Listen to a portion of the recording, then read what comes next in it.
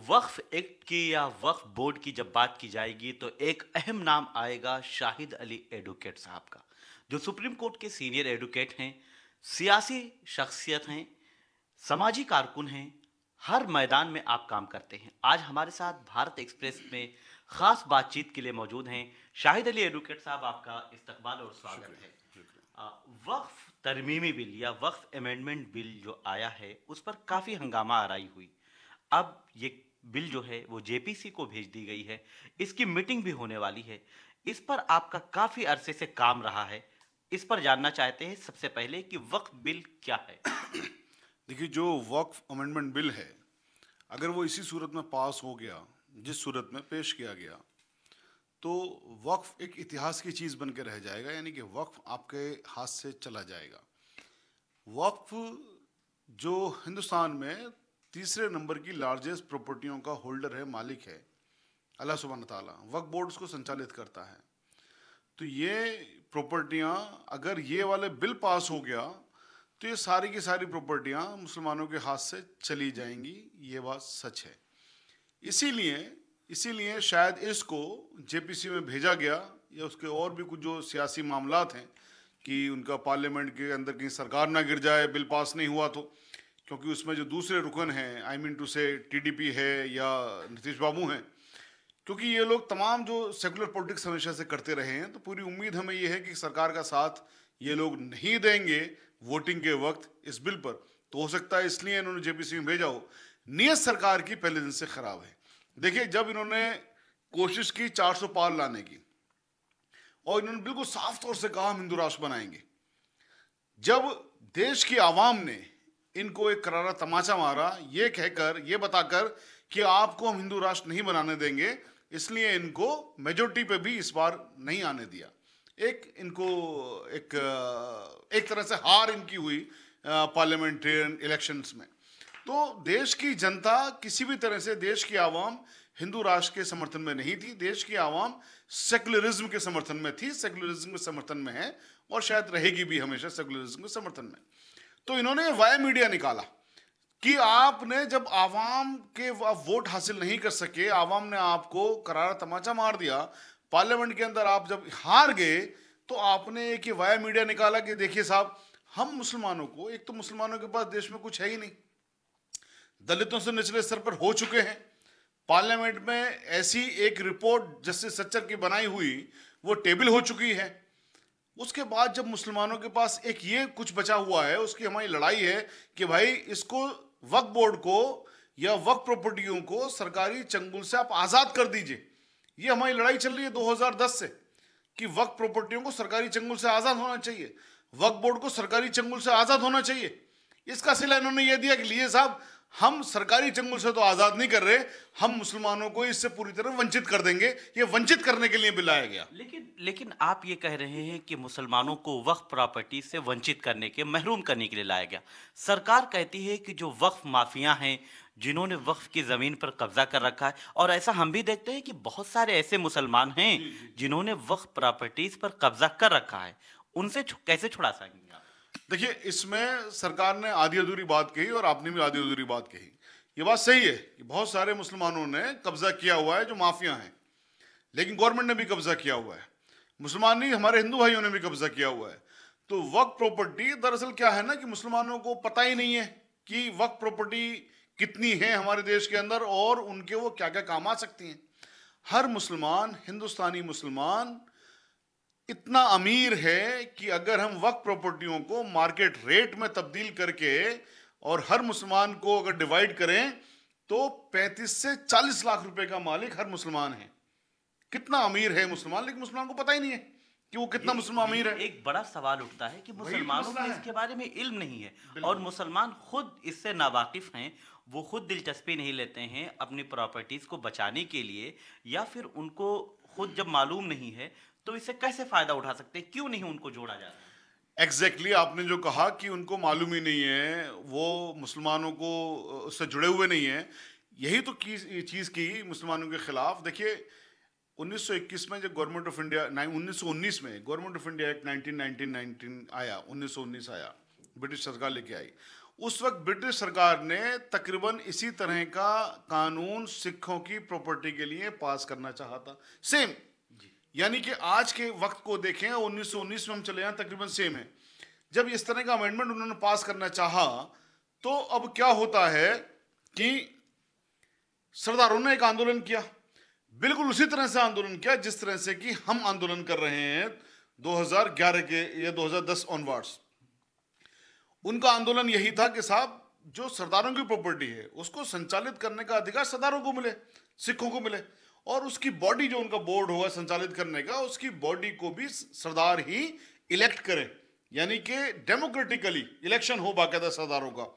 सरदारों की ये मांग चली, सरदारों की डिमांड चली, और जब सरदारों ने इस पर आंदोलन किया तो तमाम सिख कम्युनिटी को, सरदार कम्युनिटी को ये पता लगा कि वो कितने अमीर हैं, उनकी प्रॉपर्टी में क्या क्या काम हो सकता है।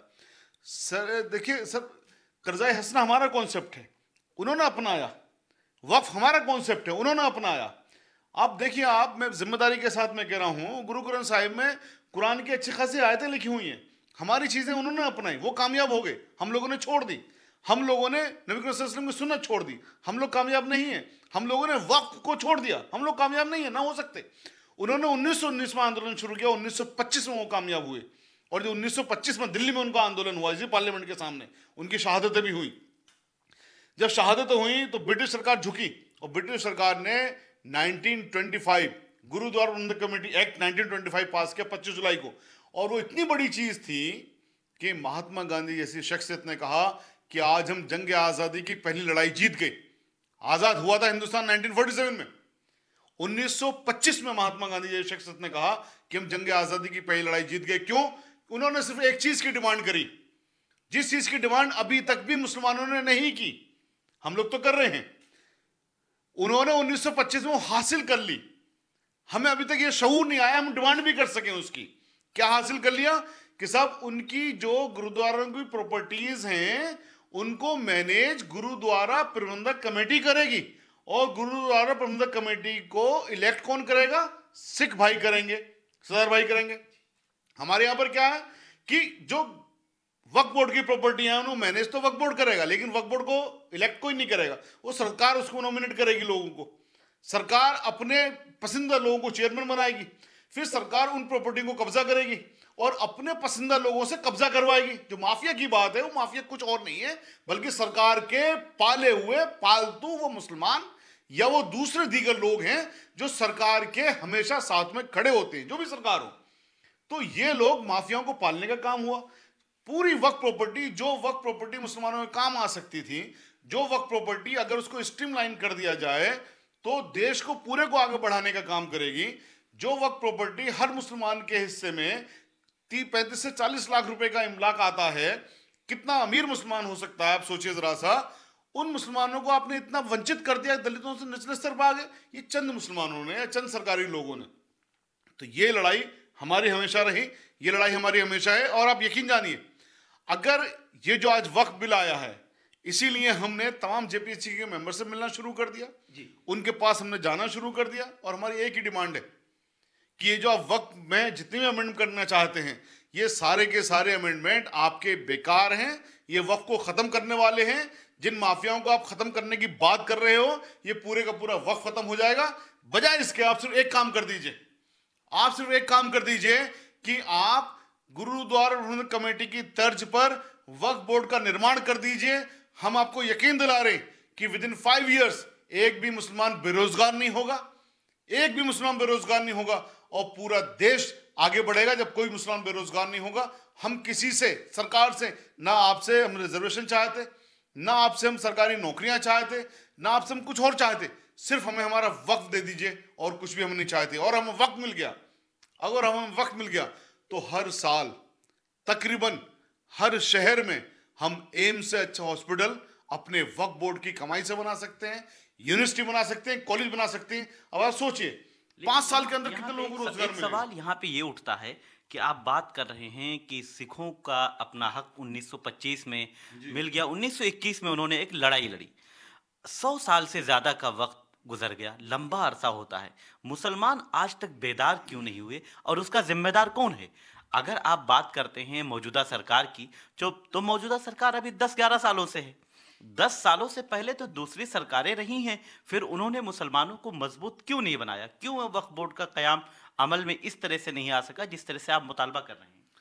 देखिए, हमने ये आंदोलन शुरू किया 2011 में। 2011 में ये सरकार नहीं थी, तो हमारे मुताबिक जिम्मेदार सरकारें हैं, चाहे वो किसी भी पार्टी की हों, सबकी एक ही लाइन ऑफ एक्शन है, कोई फर्क नहीं है।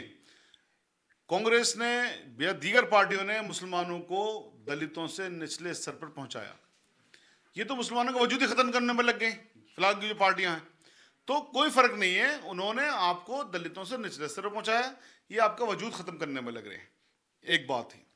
दूसरी बात यह कि मुसलमान बेदार क्यों नहीं हुए, मेरा एग्जैक्टली यही सवाल है। और यही सवाल मुझे ऑनरेबल दिल्ली हाई कोर्ट ने चीफ जस्टिस थी गीता मित्तल साहिबा, उन्होंने अल्फाज, यही उनके अल्फाज थे एग्जैक्टली, जब मैंने 320 प्रॉपर्टियां जो भारत की सरकार ने वक्फ के कानून के दफा 51 का उल्लंघन करके एक्वायर कर ली, जो नहीं कर सकते थे, हमने वो उनको चैलेंज किया दिल्ली हाई कोर्ट में, तो ऑनरेबल दिल्ली हाई कोर्ट के अल्फाज यही थे एग्जैक्टली कि शाहिद साहब ये प्रॉपर्टियां एक दिन में तो एक्वायर हो नहीं गई। देश को आज़ाद हुए 67 साल हो गए, उससे 67 साल हो गए थे, देश को आज़ाद हुए 67 साल हो गए, आप 67 साल से कहां थे? तो ये पूरे मुसलमानों को एक एक एक सबक था ऑनरेबल कोर्ट का कि हमारी कौम से जजेस भी हुए हैं, चीफ जस्टिस भी हुए हैं, एमपी एमएलए तो बहुत सारे हुए हैं, ठीक है, और बहुत सारे राष्ट्रपति तक हो गए हैं, लेकिन फिर भी बेदारी नहीं।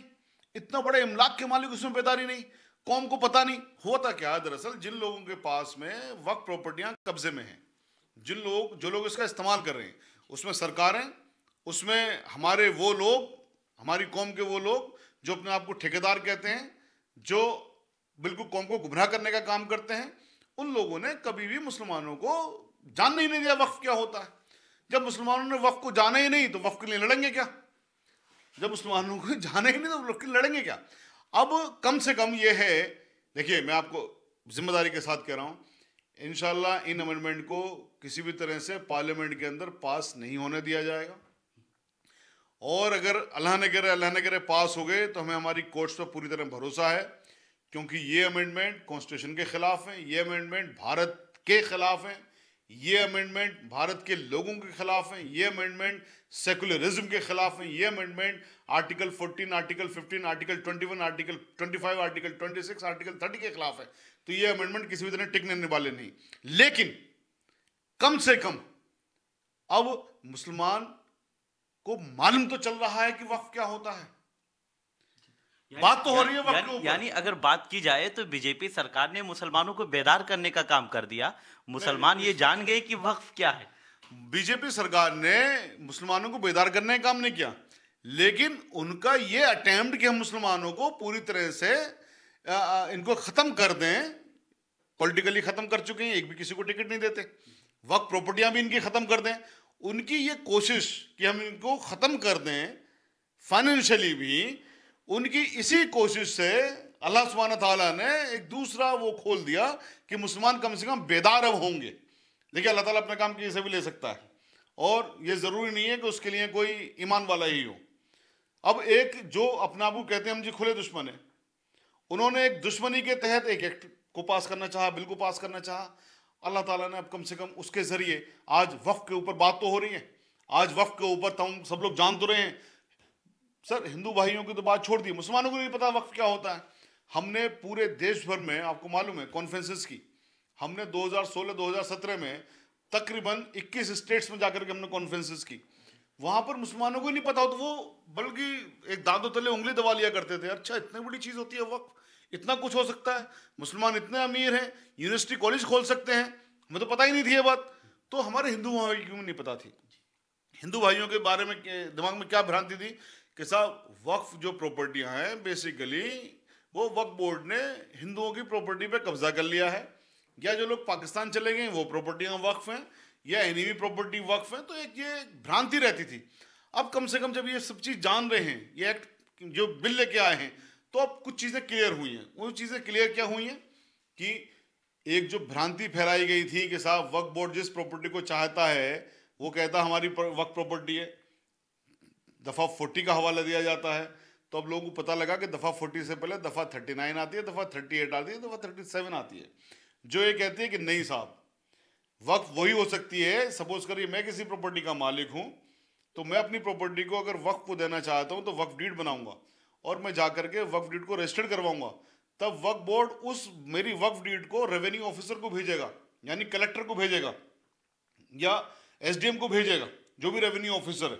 वहां से वो कहेगा हाँ साहब ये प्रॉपर्टी का मालिक है, ये प्रॉपर्टी का मालिक कोई डिस्प्यूट नहीं है, तभी जाके वक्फ बोर्ड उसको रजिस्टर करेगा। तो अब लोगों को ये पता लगी कि नहीं साहब, ये सरकार ने या लोगों के दिमाग में गलतफहमी थी कि जिस प्रॉपर्टी को चाहे उसको हम वक्फ कह सकते हैं, ऐसा नहीं है। तो बहुत सारी चीजें इससे क्लियर हो रही हैं। ये बात पता लगी कि एनिमी प्रॉपर्टी वक्फ प्रॉपर्टी नहीं होती, ये बात पता लगी कि इवैक्यू प्रॉपर्टी वक्फ प्रॉपर्टी नहीं होती। यानी वक्फ प्रॉपर्टी वो हो सकती है जिसके हम मालिक हैं और हमने अपनी मर्जी से वक्फ बोर्ड को ये प्रॉपर्टियां अल्लाह सुब्हानहू ताला को दान कर दी हैं प्रॉपर्टियां, तो उसका मालिक अल्लाह सुब्हानहू ताला बन गया और वो जिनका यूज होगा वो रिलीजियस, चैरिटेबल, सोशल होगा। तो बहुत सारी चीजें दूर हो रही है इंशाल्लाह। हमें उम्मीद ये है कि इसी आंदोलन में देश के बच्चे बच्चे को वक्फ के बारे में पता होगा और वो कितना अमीर है ये भी पता होगा। लेकिन अब इस सब के दरमियान जेपीसी की मीटिंग होने वाली है, 3 दिन के बाद मीटिंग होगी। आप राब्ता कर रहे हैं, मुलाकात कर रहे हैं, जेपीसी कमेटी के जो मेंबर्स हैं उनसे बातचीत कर रहे हैं, क्या नतीजा निकलता हुआ दिखाई दे रहा है? देखिए, हम जेपीसी मेंबर्स के पास में हमने रिक्वेस्ट करनी शुरू करी सबको कि साहब हम आपसे मिलना चाहते हैं, हम आपको अपनी बात बताना चाहते हैं। ये बेसिकली जब पार्लियामेंट के अंदर ऑनरेबल मिनिस्टर साहब स्पीच दे रहे थे, वो कह रहे थे कि हमने साहब बहुत सारे मुसलमानों से बात करी, हमने तमाम स्टेक होल्डर से बात करी।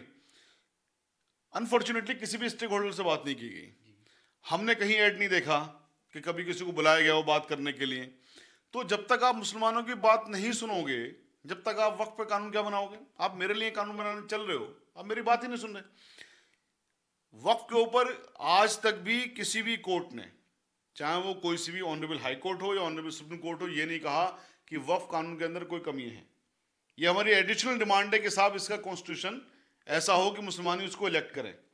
तो इसलिए सरकार का ये कहना है कि साहब वक्फ में कमियां थी, हम उनको दूर करना चाहती, किस आधार पर आप कह रहे हैं कमियां थी?